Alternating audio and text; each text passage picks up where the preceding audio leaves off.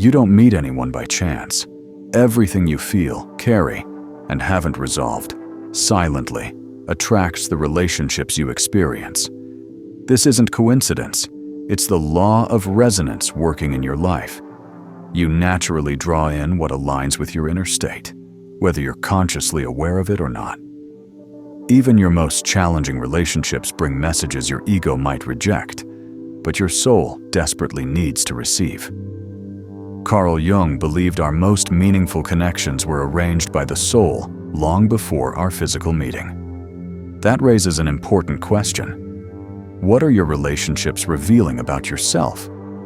In this video, you'll discover why certain bonds form in your life, why some patterns keep repeating, and how these seemingly random encounters are actually profound reflections of your own inner world. So, watch until the end, because once you understand how the law of resonance shapes your relationships, you'll stop labeling as coincidence what has always been the unconscious mind speaking directly to you. We've all experienced that moment when someone new appears, maybe a brief conversation with a stranger, an unexpected meeting, or even a message sent by mistake. And somehow, everything changes. It feels like chance, but there's something deeper happening. These encounters follow no visible logic, no clear plan. The feeling is different, like it was predetermined, as if an invisible thread connects two souls that previously existed in separate worlds. Jung suggested that some connections happen before life even gives them a name. This isn't just poetic thinking. It's a profound theory about how our unconscious operates. Something deeper works beneath the surface of events, a symbolic intelligence guiding us toward what we need to learn, heal, or transform. What appears as fate might actually be your unconscious synchronizing with the external world. There's a resonance between you and what you attract.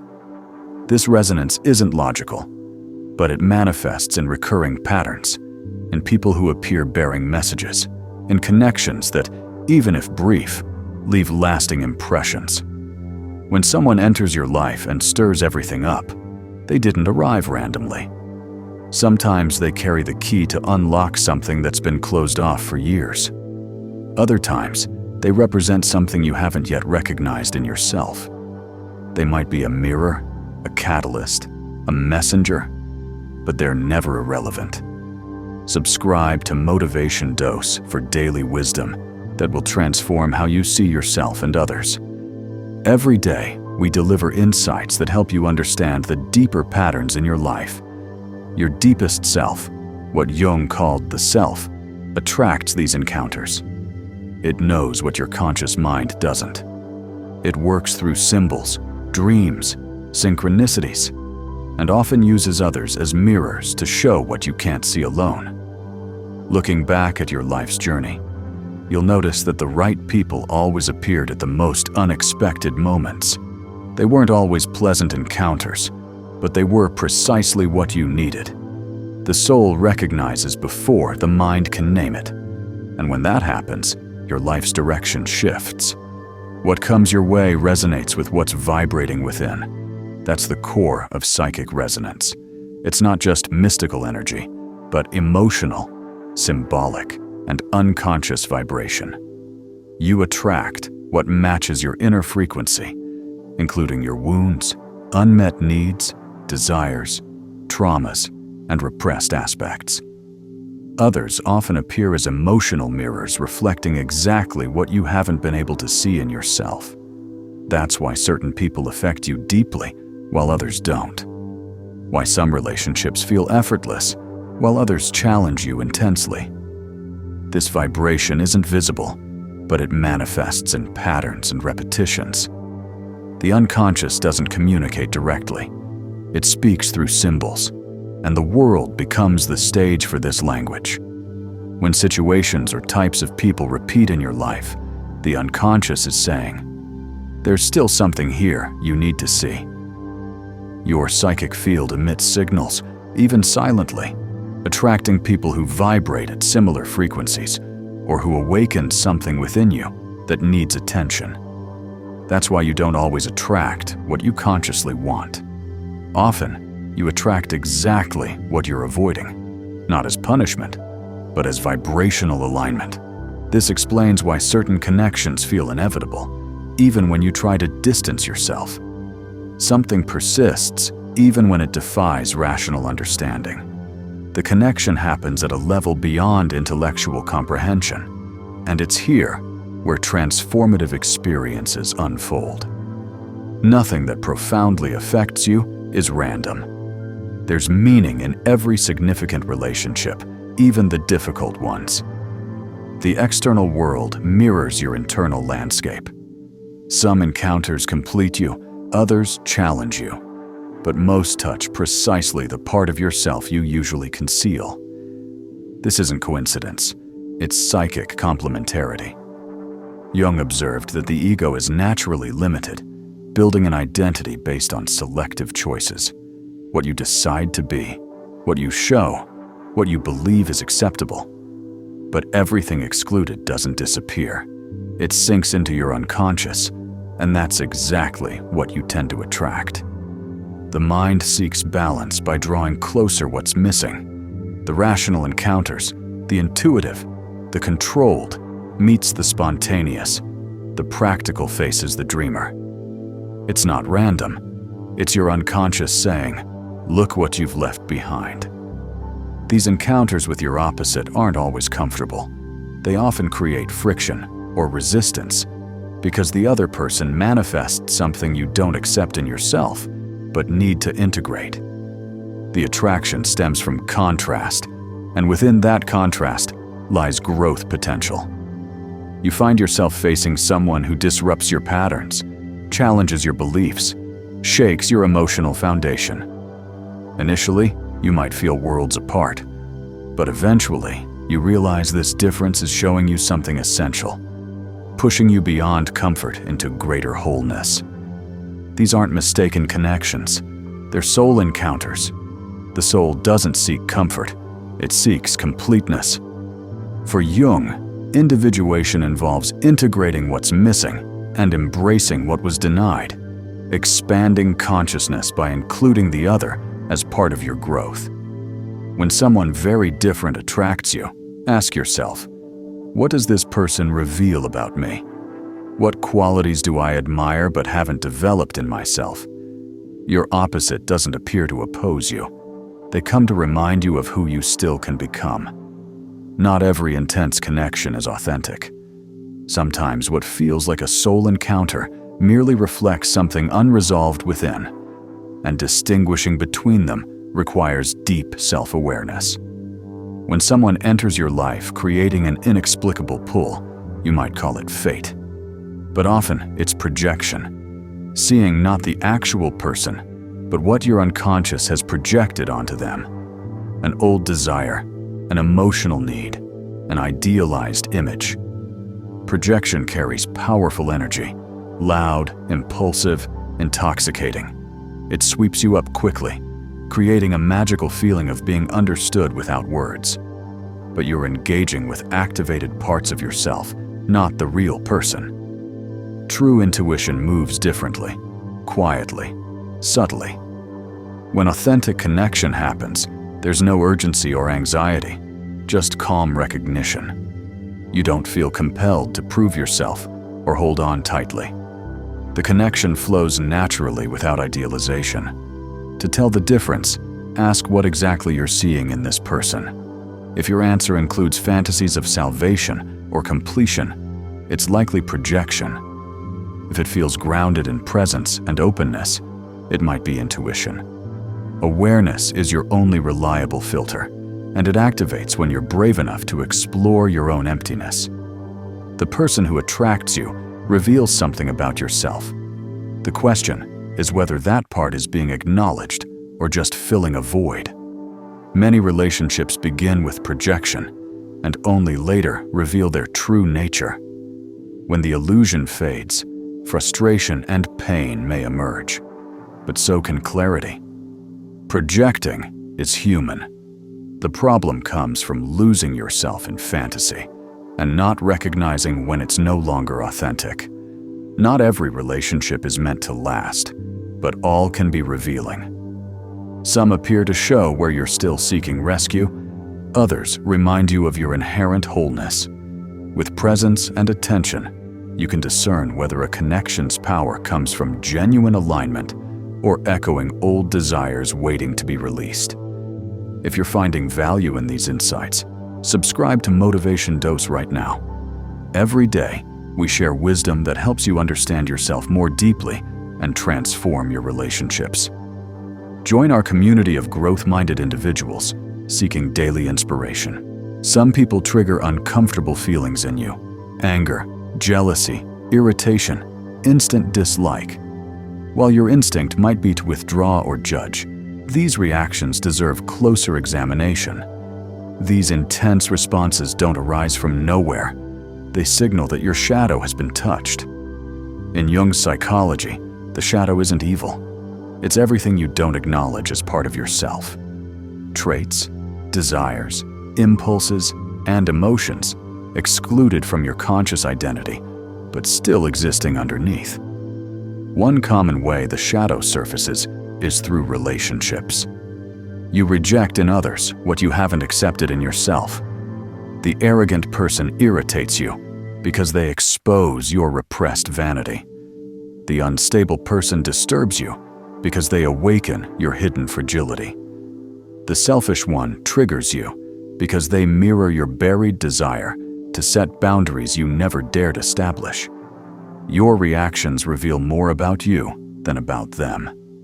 This doesn't justify harmful behavior or suggest tolerating everything. But before reacting automatically, ask why something affects you so powerfully. The answer usually isn't obvious. The shadow you attract might appear as criticism, rivalry, or envy, and your urge to distance yourself often reflects discomfort with facing your own reflection. It's easier to point outward than integrate what's within. Jung said, "What you deny in yourself appears in others as fate." This insight isn't harsh, it's liberating. It shows a path forward beyond repeating the same judgments, discomforts, and conflicts. You can learn to recognize what others activate in you and transform that tension into self-awareness. The most uncomfortable relationships can be most educational, not because they're pleasant, but because they reveal buried aspects of yourself. Only what surfaces can be healed and integrated. You needn't like everyone, but understanding why certain people affect you deeply matters. Not every conflict concerns the other person. Sometimes, it's about parts of yourself longing to be seen, hiding behind quick judgments or sharp criticism. You believe you choose your relationships based on past learning and growth, yet somehow you find yourself in familiar territory, attracting similar people, experiencing the same frustrations, facing the same emptiness. This isn't bad luck, it's a pattern, with your unconscious silently directing the show. The unconscious repeats what remains unresolved, precisely seeking situations resembling those that left deep marks, especially from childhood, early relationships, and first emotional wounds. It repeats not cruelly, but because something still needs recognition, processing, transformation.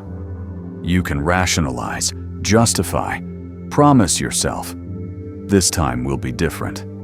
But if the core wound persists, it shapes your choices, distorts perception, makes you believe you're finding love when you're actually chasing healing for old abandonment, unprocessed rejection, or missing validation. You get caught in cycles, connecting with emotionally unavailable people, staying in painful relationships, feeling invisible even when surrounded. Not because you want suffering, but because unconsciously, you're trying to resolve what was never healed. Repetition is your unconscious attempting to complete unfinished business, recreating scenarios as if saying, "Maybe this time it will work." But it rarely does, because healing comes not from external searching, but internal attention to what needs care. This isn't your fault. its psychic structure that, once understood, can change. The key is observing patterns honestly. Why do I always choose unavailable partners? Why do I accept less than I deserve? Why do I confuse intensity with love? Awareness breaks cycles, not magically but realistically, creating space for new choices aligned with who you've become, not what you've experienced. You aren't trapped in patterns, but transcending them requires recognizing how long they've been deciding for you. Only then can a new story begin, with relationships honoring who you are now, not echoing your past. Not every relationship exists to complete you. Some remind you that you're already whole. These connections aren't built on lack, but presence. They don't feed fantasies or fill voids. They simply share space, and this alone provides profound healing. The most healing relationships aren't necessarily the most passionate or romantic. They're ones where you feel safe being authentic without performing, where genuine listening happens, silence is respected, and broken parts accepted. Here, others don't try fixing you. They walk beside you as you rebuild yourself. These connections awaken what Jung called the healer archetype, an inner pattern stirred by someone who listens without judgment, welcomes without molding, witnesses pain without fear. Being with such a person feels like finally finding a place to breathe. Yet even these relationships can challenge you, because true healing comes not from comfort, but presence.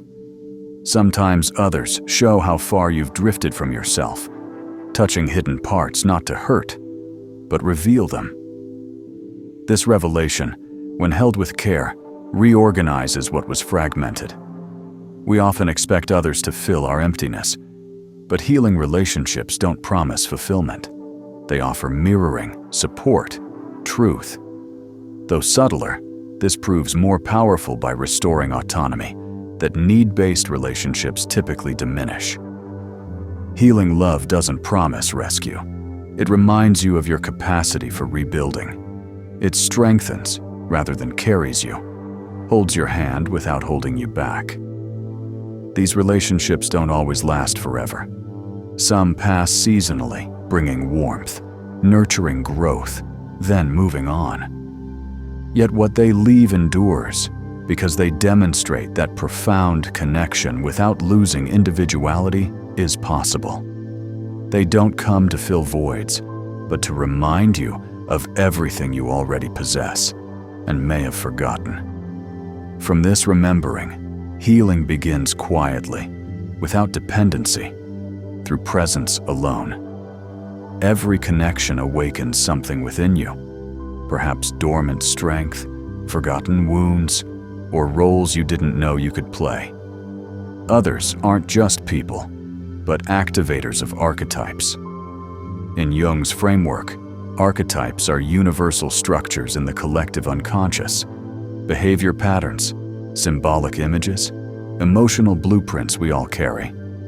When someone enters your life, they might awaken the hero, caretaker, rebel, victim, sage, or wounded child.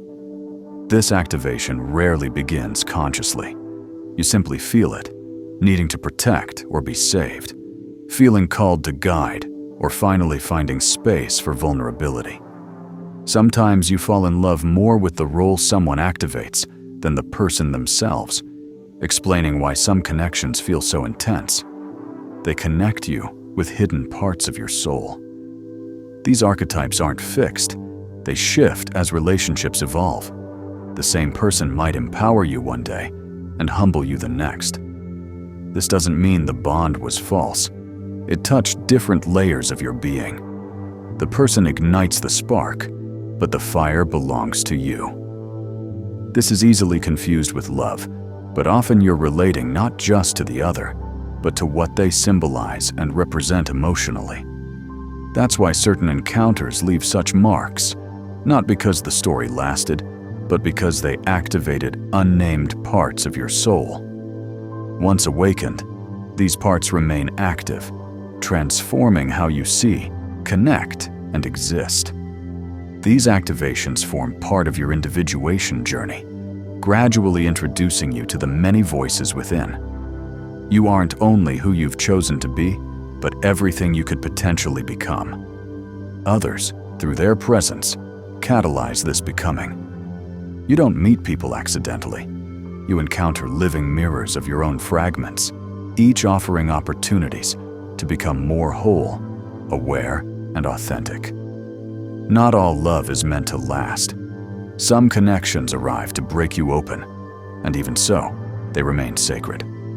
Some encounters weren't designed for permanence, but transformation. They appear like fire, burning away what no longer serves, then depart, leaving silence, emptiness, longing, but also space.